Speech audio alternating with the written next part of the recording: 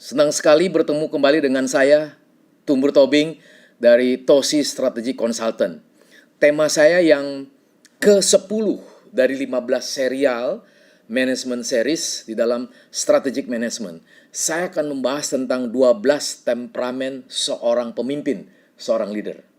Yang pertama adalah bagaimana sih seorang pemimpin itu mempunyai di dalam jiwanya hal yang paling basic, yaitu sensasi kemenangan. Ini perlu loh, sensasi kemenangan. Tapi bukan kemenangan itu cuman hanya, maksud saya, imajinasi yang kosong. Sensasi kemenangan yang pertama, temperamen seorang leader, yaitu dia berani menghadapi kompetisi setiap hari yang begitu dinamik. Yang kedua, temperamen yang kedua adalah jadilah seorang pemimpin, bukan seorang manajer. Kenapa? Karena seorang pemimpin tuh lihat luas perspektifnya. Apa yang dia lihat itu penuh dengan kemungkinan-kemungkinan. Sehingga dia seperti melihat segala sesuatu itu dengan kacamata mikroskop. Dari yang besar, dia mampu melihat yang kecil. Tapi kalau seorang manajer itu hanya di dalam ruang lingkup bagaimana mengelola dari apa yang sudah menjadi gagasan utuh global dari pimpinan, dan dia mengerjakannya secara sistematis. Dan dibuat planning, rencana melalui tahapan-tahapan yang dibuat oleh para manajer. Jadi beda. Jadi pemimpin itu memang mempunyai satu antusiasme dan ambisius yang kuat sekali. Itulah bedanya pemimpin dengan manajer. Manajer ada tidak antusias? Ada tidak ambisius? Ada. Tetapi pemimpin, kaitan ini dengan antusias dan ambisius itu sifatnya global, panjang sekali, luas sekali, karena namanya pemimpin. Pemimpin itu pasti mempunyai satu risiko. Pemimpin itu perlu ada ketenangan batin, ketenangan pikiran, dan juga bagaimana dia mempunyai sesuatu agenda yang bisa terukur melalui perspektif apa yang dia yakini secara pribadi sebagai jiwa pemimpin. Yang ketiga adalah karakter atau temperamen seorang pemimpin. Dia harus mau melupakan gagasan-gagasan yang mediocre, artinya gagasan yang terlalu biasa. Karena gagasan yang terlalu biasa itu akan tergeser sama waktu dan akhirnya tidak dianggap, dan akhirnya hanya membuang kesia-siaan. Kesempatan itu dia buang. Maka seorang pemimpin temperamen yang ketiga ini, dia selalu berfokus kepada impian yang luas. Sehingga dia mempunyai dreaming, bagaimana yang dia kerjakan itu mempunyai nilai unggul. Berkali-kali di dalam apa yang saya bagikan di dalam YouTube ini, unggul itu adalah satu konsep nilai yang high priority. Unggul itu bisa ada karena dia mengenal dirinya. Unggul itu menjadi satu patron perkataan yang menjadi ambisi dia. Bukan untuk kehebatan dia, tetapi untuk mengerjakan segala sesuatu itu begitu presisi. Sehingga kalau ada filosofi manajemen Jepang yang namanya 2QM, Total Quality Management, Continuous Improvement, terus menerus dikerjakan sedemikian rupa sampai sempurna mungkin. Tanda kutip, bukan sempurna seperti Tuhan menciptakan segala satu sempurna, bukan. Tapi sempurna di dalam kapasitas dia sebagai seorang pemimpin. Yang keempat, temperamen yang keempat seorang leader adalah dia tidak cari jutaan alasan karena dia tidak bisa menyelesaikan problem solving. Tidak. Karena seorang pemimpin itu harus mempersiapkan masa depan.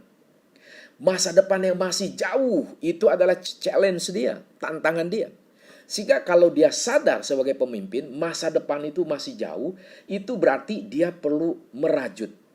Dia perlu merendah. Dia perlu mengkaitkan satu dengan yang lain, sehingga bisa menemukan keindahannya masa depan itu. Bukan satu ketakutan, pesimis dia, atau keruntuhan di dalam career path dia. Nah ini penting. Jadi temperamen yang keempat, seorang leader tidak mencari-cari jutaan alasan. Justru dia mempersiapkan yang jauh masih di depan sebagai tantangan yang dia bisa nikmati dengan kesegaran yang ada. Bagaimana temperamen yang kelima? Seorang leader, dia harus mau bagikan informasi. Maka dia mempunyai keberanian menghadapi krisis dan juga sekaligus tampil beda. Itu fresh. Berani menghadapi krisis, karena dia punya keunikan atau tampil beda, maka krisis itu menjadi vitamin, seperti saya berkata berulang kali dari awal, dari ceramah-ceramah yang singkat dari YouTube ini, menjadi kita fresh. Jadi resiko atau krisis itu adalah vitamin. Karena Anda dan saya mempunyai keunikan yang berbeda satu dengan yang lain. Maka fresh. Temperamen yang keenam adalah seorang pemimpin haruslah berubah sebelum Anda dirubah. Karena kenapa? Masa depan itu penuh kejutan. Surprising. Life is surprising. Kalau life is surprising, it means what? Behind surprising, behind big surprising, it means what? There is something wrong if you don't know exactly. Karena yang namanya big surprising itu membuat kesadaran kita mengkalkulasi atau merestrukturisasi, merebirokratisasi, dan segala hal sehingga kita selalu yang saya sebut anticipate. Jadi berubahlah. Sebelum Anda terpaksa harus berubah. Itu yang keenam. Temperamen yang ketujuh adalah kejarlah lompatan yang besar. Jangan segala sesuatu yang terlalu cetek. Justru yang kita besar, berani besar. Karena seorang pemimpin itu menggerakkan orang yang dipimpin. Maka Anda harus mengubah konsep nilai. Anda harus mengubah kebiasaan. Diperlukan agility, ketangkasan, dan diperlukan speed, kecepatan. Ini menjadi satu temperamen yang ketujuh. Kenapa Anda harus kejar lompatan yang besar, bukan lompatan yang kecil ataupun yang sempit. Kedelapan, temperamen yang kedelapan, seorang pemimpin itu harus mampu dan mau mengelola sesuatu yang paradoks. Apa itu sesuatu yang paradoks? Sepertinya tersembunyi, sepertinya tidak kelihatan, sepertinya salah, sepertinya tidak dimengerti oleh orang lain. Betul, karena orang yang Anda pimpin itu biasa melihat segala sesuatu yang begitu real, tetapi tidak terbiasa melihat yang real, yang nyata itu di belakangnya mengandung makna apa. Maka temperamen yang kedelapan, seorang pemimpin mengelola paradoks, memahami realitas yang tersembunyi, dan juga ada kaitannya. Maka di sini Anda bisa melihat puzzle-puzzle. Sesuatu yang belum berbentuk, sudah ada bentuk tapi belum terajut satu dengan yang lain. Itulah tugas pemimpin, mengelola paradoks sehingga puzzle-puzzle itu menjadi mozaik yang mahal, yang bagus. Temperamen yang kesembilan adalah tiga hal: optimisme, leadership, dan juga produktivitas. Karena produktivitas itu harus bertumbuh dan produktivitas itu harus dikejar. Temperamen yang kesembilan, be the first. Long term sustainability. Berarti seorang pemimpin harus selalu yang pertama.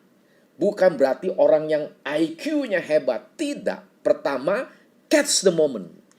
Temperamen yang ke-11, berani gagal untuk raih kesuksesan. Ini yang susah. Karena gengsi, karena takut dianggap tidak mampu. Bukan. Karena seorang pemimpin yang berani selalu mengambil resiko.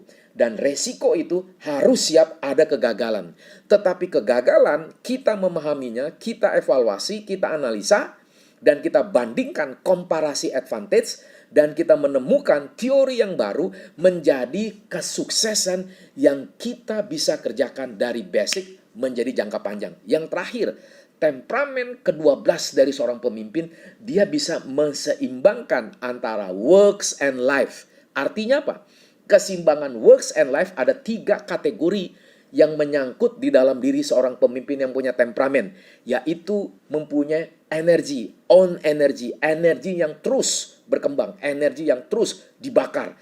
Kedua, tapi dia share energi, energize, supaya orang yang dipimpin mempunyai energi yang sama. Yang ketiga, dari temperamen yang ke-12, keseimbangan works and life, adalah dia bisa mengexecute, artinya mewujudkan apa yang sudah menjadi rencana jangka panjang, jangka menengah, jangka pendek, dan dieksekusi menit by menit, jam by jam, hari, minggu demi minggu. Sehingga ini menjadi satu temperamen yang sehat sebagai seorang pemimpin.